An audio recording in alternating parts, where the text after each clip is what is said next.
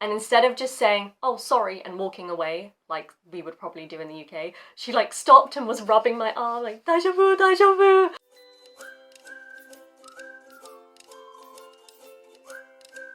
Minasan, konnichiwa, sukushitoke, yokoso. So we asked you guys on Instagram and YouTube to comment with your questions for a Q&A video. So thank you so much for those of you who did that. And I just want to mention that there were a lot. So if your question isn't answered today, don't worry, we will be doing another Q&A in the future. So also if you didn't get a chance to comment any of your questions, then yeah, there will be other opportunities. So if you like videos like this, don't forget to like and subscribe. And let's get into it. Okay, so the first question I have here is, where are you from in the UK? I am from London. Literally, I was born and raised in London, and more specifically West London. Okay, question number 2. Where do you want to go in summer? Anywhere with a beach, especially in Japan. I've talked a lot before about how I want to travel all over Japan, so I would be happy going anywhere in the summer, but especially if there is a beach. Okay, the next question is, whose British accent do you like the most? This is a pretty interesting question because as a British person myself, I don't think I've ever thought about this too much, but I would probably say Tom Hiddleston. I'm sure if I had longer to think about this, I could come up with a few other people, but yeah, for now I'm going to say Tom Hiddleston, and if you don't know who he is, he most famously plays Loki in the Marvel franchise. What is the biggest difference between Japanese and British people? This question I had to think about for a really long time. This wasn't an easy question to answer. And I guess the best thing I could come up with is what we call banter, which is when you kind of insult your friends. It's kind of like teasing. You make fun of each other and you do this to show that you like the person, I suppose. So me and my friends, we're always insulting each other and making fun of each other. And that just means that we're really close friends. And I haven't really noticed that as much in Japan. So yeah, I would say that one. Okay, so the next question is, do you like art? Yes, I do. So I follow a lot of actually Japanese artists on Instagram, and there is a gallery in Tokyo that I really want to visit, but I haven't had the chance yet. So yeah, I do like art, but I just don't really get time to go to art galleries and that type of thing.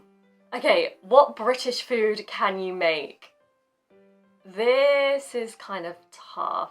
The only thing I could really think of was apple crumble. Like, I'm sure I can make other things as well, but this is just the one that immediately jumped out at me. So yeah, apple crumble. I'm pretty sure that's British, I think. Either way, it tastes really good and I can make a pretty good one. So yeah, maybe you guys should try it if you can. It's good, it's delicious. Okay, what football team do you support? Tottenham. I'm a huge Tottenham fan, and so is my dad, and whenever I'm in London I always go to Tottenham matches with my dad, and it's honestly the most fun I think I have when I'm in London is when I'm watching football with my dad. So yes, I know a few people are probably gonna have problems with my choice, but that's all part of loving football, I suppose. Have you ever experienced kindness from Japanese people before? And this question is pretty easy to answer because literally last week I was in the grocery store and an old lady accidentally crashed into my arm with her basket. And instead of just saying, oh, sorry, and walking away, like we would probably do in the UK, she like stopped and was rubbing my arm, like, daijoubu, daijoubu, which I thought was the cutest thing ever. So yeah, yes, I experience kindness from Japanese people all the time. It's great. This next question makes me laugh. Do British people use umbrellas? Yes, we do use them, but we're kind of careless, I guess is the best way to explain it.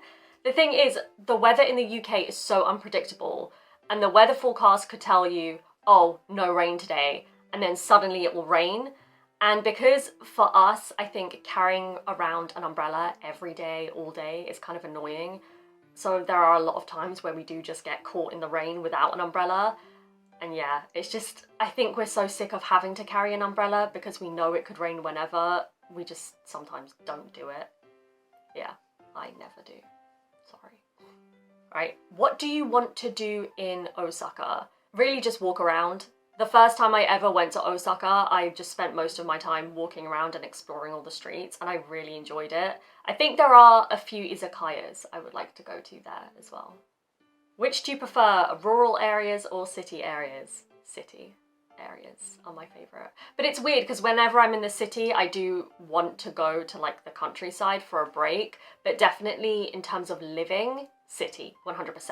And that's probably to do with the fact that I was raised in London, so I'm used to living in a city, and yeah, I love it.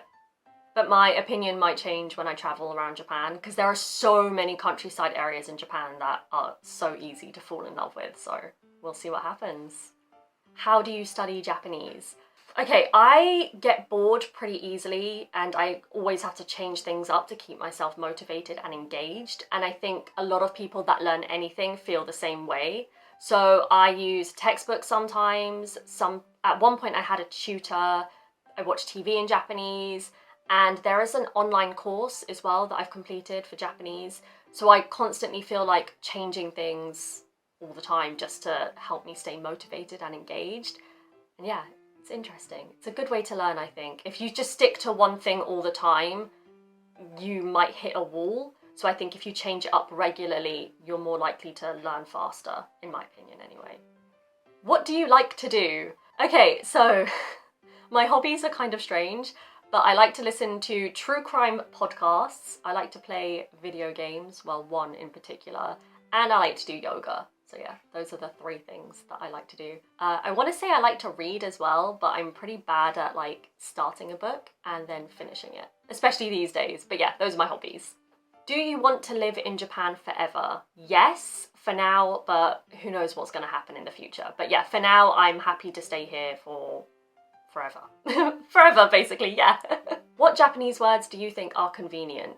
So I would say one comes to mind instantly, and that's sumimasen, just because you can use that in so many different situations. And I think if you're visiting Japan as a tourist even, you will need to know that word 100%. So yeah, right. Do you like Bullet for My Valentine? Whew, this took me back. So I used to listen to Bullet for My Valentine when I was a teenager, and actually one of my really good friends was completely obsessed with them. But yeah, I don't really listen to them so much anymore. But yeah, that question kind of surprised me. Alright, so I have, is there anything that all British people know except for Harry Potter? I would say anything British we all know. If you're talking about TV shows or movies, I think recently Peaky Blinders has become very popular, mostly in the UK, but I know overseas it's become pretty popular as well. So I would recommend watching it. I will say be careful because they do have a Birmingham accent in it, and if you're not used to it, it can be a bit difficult to follow. But yeah, it's definitely a really good show, so check it out. So are there any Japanese words you can't describe in English and vice versa? Okay, so for Japanese words, I would say itadakimasu, just because in English there is no direct translation. And if you watch a Japanese TV show where they say it, the English subtitles will change every single time for what it means. So sometimes it's like, enjoy your meal, bon appetit, which is French, so I don't know why that's there. And just, it changes every time. So I don't think that there is a direct translation. And then otsukare-sama as well. I guess it means like, thank you for your hard work. But the situations that you use it in Japan don't necessarily always mean that. And again, we have no direct translation in English. So for English words that there are no direct translations for in Japanese, siblings is a really good one. You can ask someone, do you have any siblings? And make them reply, yeah, I have an older brother or younger sister or things like that. Whereas in Japan, you have to ask, do you have any brothers or sisters? There's no one word for it. Okay, so I have, what fruit do you like? Mikan? Only in Japan. It's so weird. I don't really eat citrus fruits in the UK, but when I moved to Japan, all I want to do is eat mikan all the time. And peaches as well. I've always loved peaches. I've mentioned that before. I love them. They're so good. One of the things I really want to do and film and show you guys is picking fruit. I think someone has actually recommended that to me in our comment section before, and I really want to do it. I'm just waiting for the opportunity. Yeah, so if you have a fruit picking farm, can you call us and invite us, please? Because we really want to go. So someone said, how do you keep fit and healthy? I'm glad that this was asked actually, because in a lot of my videos, I've been eating pretty unhealthy food and drinking a lot of alcohol. And I was concerned that, or maybe people think like, this is how I survive. It really isn't. The reason why I get so happy when I film those videos is because it is a treat for me. I don't eat like that every day. So I have a few simple rules in my daily life, and that is I don't eat carbohydrates after the morning. I make sure that I eat my dinner by 6 p.m. and my dinner is always the smallest meal out of breakfast, lunch and dinner. And I try not to snack in between my meals, but sometimes I get weak. Sometimes I just need to snack. But yeah, I try not to, and that's basically what I do. And yoga as well, yeah. So the last question is, when will Taro appear on video? And I guess that depends on how much you guys want to see him. If you really want to see Taro, then I'm sure he'll be happy to appear in a video. But yeah, I have asked him, and yeah, he just doesn't know if anyone actually wants to see him. I would like to have him in a video personally, but yeah, I guess it's up to you guys. Okay, so that's it for our questions today. Like I said, we will be making another video in the future. Feel free to comment us whenever you have a question. We did get a lot of comments about how Taro and I met, and I do want to make a whole video on that just because it is kind of a long story, and I just think that's worth explaining in one whole video. So yeah, that's why we haven't really answered that question today. But as usual, thank you so much for watching. Thank you so much for your comments and questions, and we will see you in the next one. Bye!